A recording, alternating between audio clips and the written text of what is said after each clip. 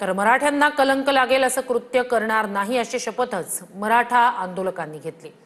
आझाद मैदानात उपस्थित मराठा आंदोलकांनी ही शपथ घेतली।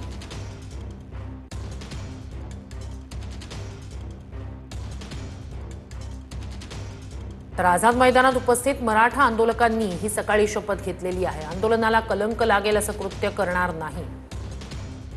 आम्ही दादांना शब्द देतो, हात वर करा, चला एक हात वर करा, चला वज्रमुठ बांधा हाताची।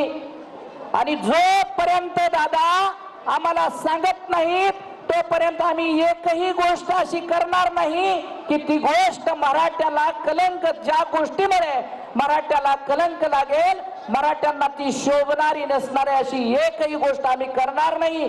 आणि जर आमच्यातला एखादा करायला लागला तर त्याच्या मित्रांनो पाय धरा आणि त्याला सांगा, विनंती करून सांगा, मित्रा यासाठी इथं आपण उपोषणासाठी आलोय, आपला वाघ उपाशी आहे आणि आपल्या वाघाचा सांगावा आहे की आपण शांततेत हे आंदोलन करायचंय। मुंबई आपली आहे आणि या मुंबईची आपणच काळजी